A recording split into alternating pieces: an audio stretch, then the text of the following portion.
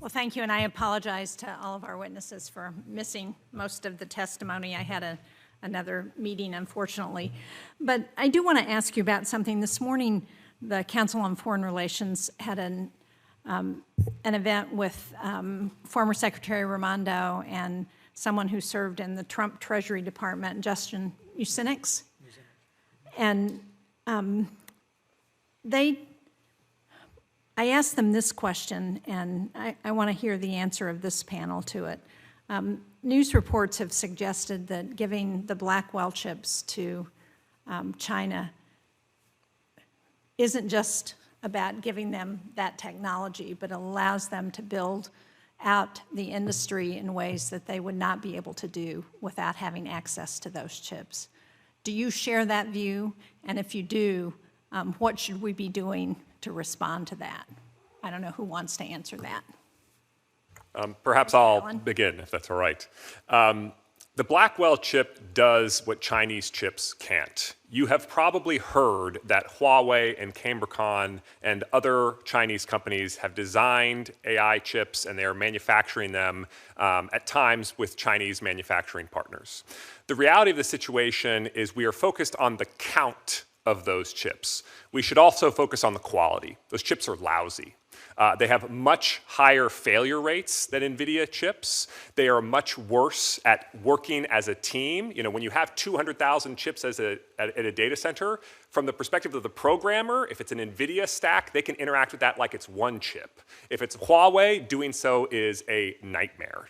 Now, Huawei is full of smart, hardworking people. They will continue to make progress. But what I want to emphasize is that what China needs right now is a bridge to the future. And selling them Blackwells would be the bridge to that future.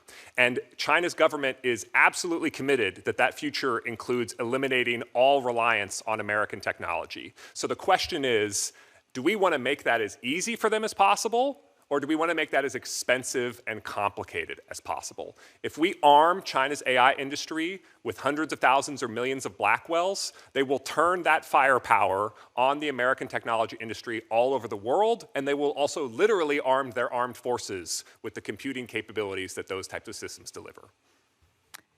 Does everyone else on the panel agree with that? Are there any dissenting views?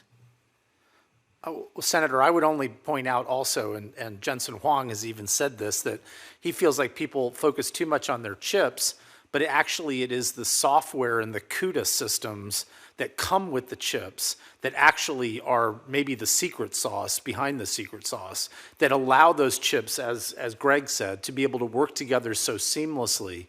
And that is really the combination of all of that comes with the Blackwell system, and therefore comes with those Blackwell chips, and therefore might then help them make more progress in their own systems, building out the software and things necessary to complement their own chip development.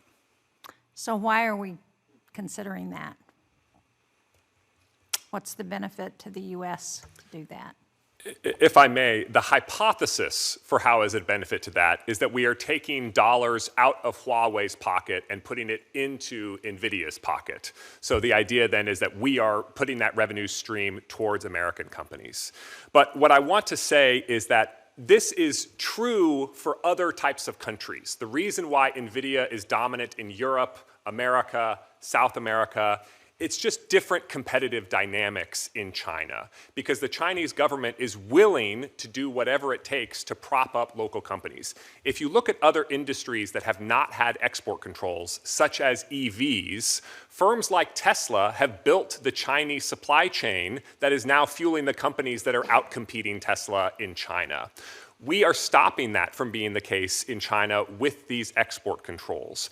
And China's government already had a policy in 2020 called the 352 plan that was going to force all government ministries and all state-owned enterprises to buy locally made AI chips. In this case, Huawei chips manufactured at TSMC. So right now in 2025, why does Huawei not have 100% market share in China, it's because we had export controls that blocked Huawei from manufacturing those AI chips at China, which the Chinese government was absolutely prepared to force Chinese companies to buy. So the reason why NVIDIA enjoyed the AI boom in China all of this time is because they were protected by export controls. That's not why they win in Europe, that's not why they win in America, but that to the extent they won in China, that's why.